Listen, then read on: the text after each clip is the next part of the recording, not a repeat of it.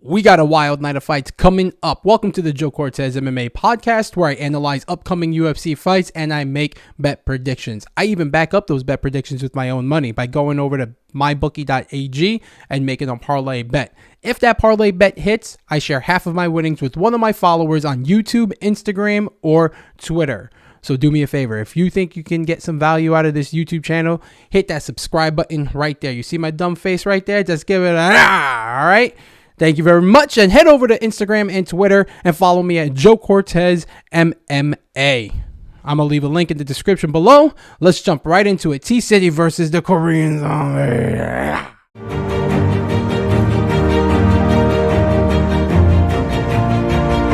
Woo! This is going to be a crazy night of fights, man. Just the main event alone, the Korean Zombie versus T-City, Brian Ortega, I'm very excited for.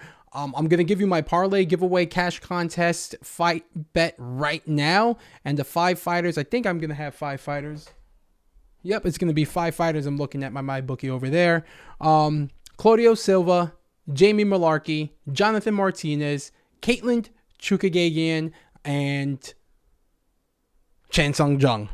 I know. I'm going to get right into it right now, okay? So Claudio Silva and Jamie Malarkey, those are my notable mentions. I'm not going to break them down into too depth, but I think they both can pull off wins, all right? Now, an interesting fight in Thomas Almeida versus Jonathan Martinez. Both of them bantamweights fighting at the featherweight weight class. Minimal weight cut. How's that going to affect them both? Thomas Almeida's last win is in 2016, so the pressure is on to get a win.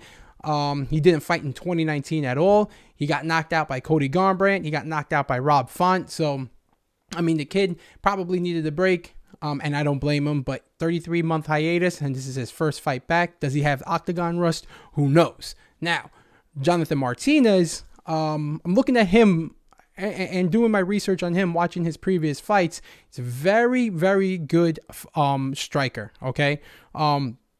He's more recently active, obviously, than Thomas Almeida, and his last win was in August 2020 against Frankie Sands. So just a couple of months ago, right? One of the notable knockouts that I remember, and it refreshed my memory. I didn't know his name. I was just watching the fights. It was a knee knockout. He threw a knee right up the middle, and he caught Ping Wang Lu from China. And it was one of those knockouts. It was in the 3rd round. And I was just like, oh, man, when is he going to attack? When is he going to attack? And then, boom, he attacked. And he was fucking quick. And I just started doing more research on Jonathan Martinez. And he has a nasty left leg that he likes to switch up to the head, to the body, to the head. And then he throws a knee in there. Whoa, my God, man, that kid is quick. If you're going to compare body types, I mean, the model is Thomas Almeida. But I don't give a shit about that. And I really don't give a shit about overall record. I care about the UFC record, and right now, Jonathan Martinez is 3-1 in the UFC.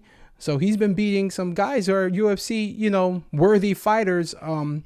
He's been more active.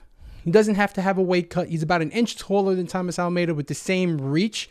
So I'm looking at Jonathan Martinez right now as the person to pick.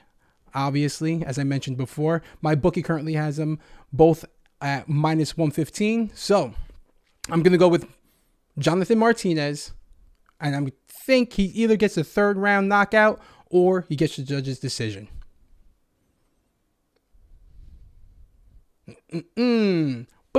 So the next fight, Katlyn Chookagian versus Jessica Andrade, man. Man, this is an interesting fight because Andrade is making her UFC debut at flyweight against the #1 ranked female, Katlyn Chookagian. Obviously, the queen bee in that division is Valentina the Bullet Shevchenko. A couple of factors that concern me with this is that Andrade heavily relies on her power, okay? And is her power going to translate to that weight division? I don't know, but she might be in for a rude awakening if she cracks Katlyn and Katlyn eats it. Especially since Katlyn's been fighting at that weight class for a while now. Another factor is how disciplined would Andrade be. A lot of times, yes, weight cuts suck, but you are disciplined and you force yourself to be disciplined because you have to make that weight. So how disciplined will Andrade be? She's obviously, she's hella small compared to Katlyn Chookagian. Chookagian's 5'8", Andrade is 5'1". Chookagian has a 6-inch reach on top of her. She's also on the 1-fight win streak. I mean, obviously she's lost to Shevchenko. Who hasn't? Who hasn't? And what's the plan for Andrade? She beats Katlyn Chookagian, and then now she has to fight Katlyn. I mean, now she has to fight the Bullet, Valentina Shevchenko, the Queen Bee. Listen, man, I mean, she's very close to being one of the best female fighters to ever do it. I mean, she's had a really close fights against Amanda Nunes, who is now considered the best female MMA mixed martial artist to ever do it. All right, and it's in my opinion, she beat Ronda, she beat everybody, she beat Holly, she beat Cyborg. There's no question about it. But Valentina Shevchenko is a close second. What else?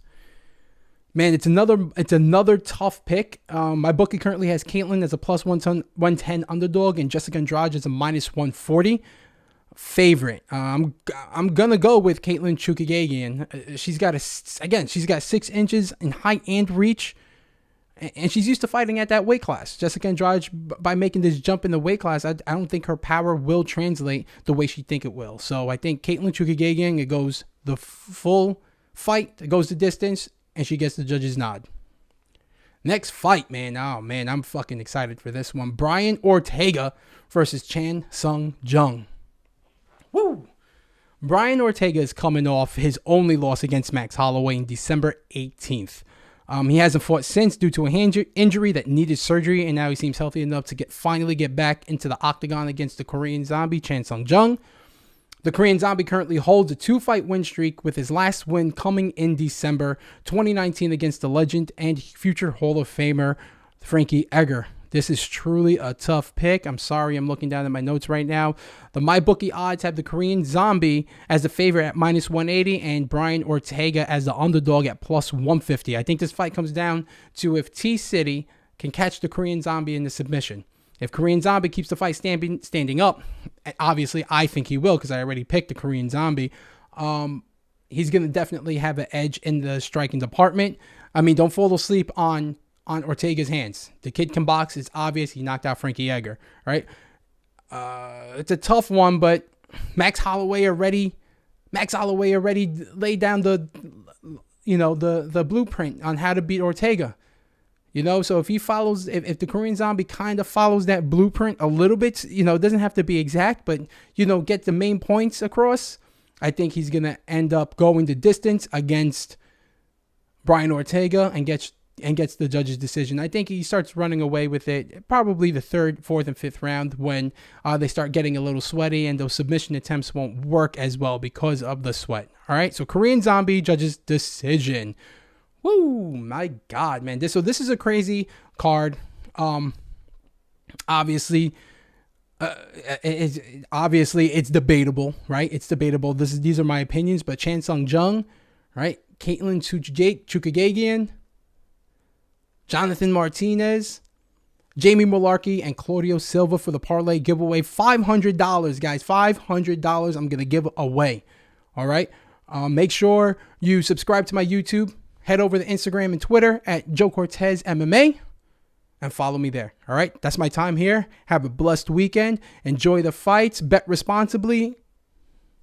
Catch you next week.